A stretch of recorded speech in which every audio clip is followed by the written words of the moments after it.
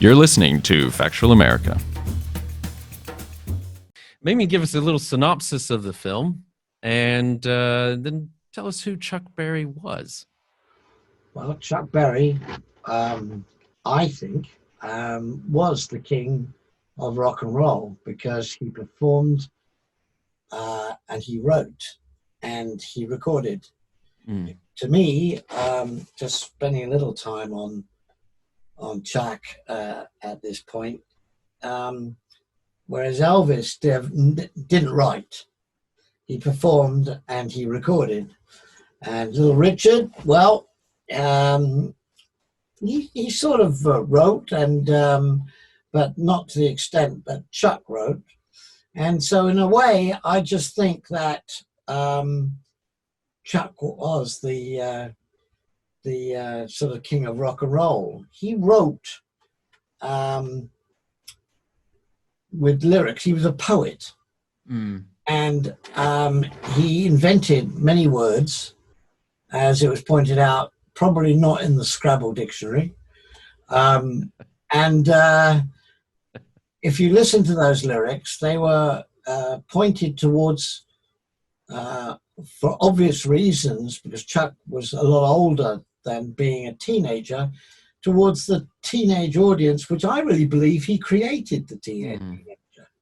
Because although I grew up as a teenager, I thought I was a teenager and I knew about teenagers, there are a lot of people that didn't really realize they were teenagers. And the teenage expression, the teenage want, the teenage things that made teenagers teenagers was everything that Chuck wrote about. And if he couldn't use words that we all knew, he made them up. And it was great. So that was Chuck, and Chuck was given one of the best launches as a musician because everyone thought he was white. And in those days, when he first started, you had black radio that would only play black music, and there was white stations that would only play white music. And the white stations were the powerful stations, of course. And what happened was he got his break because they all thought he was white. And when he came to concerts, there's many stories and appearances that he turned up and they went, no, we're waiting for Chuck Berry because he was black. And most of his problems rose from being black. God knows what would have happened if he had been white. But in those days, that's what happened.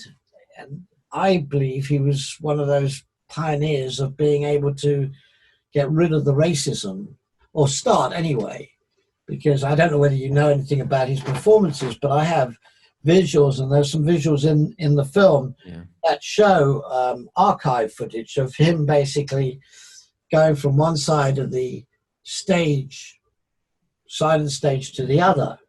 Now, this was what Chuck did. He was very clever. He, Ingrid, his daughter, who was with him for 42 years on the road, told me this. His idea was to pull those on the left over to those on the right, those on the right over to the left. Well, in the South, and majority of the South and other territories too, there was a law that if you were watching an artist perform, there would be a rope down the middle of the club. And that rope would disappear at Chuck's performances because he went from the left to the right and the right to the left. And he was moving so fast that people loved dancing. And music, especially at that time, and they still do, of course. And what happened was that they mingled. They started dancing in the clubs, and black would dance with white, and white would dance with black, and the rope would go down.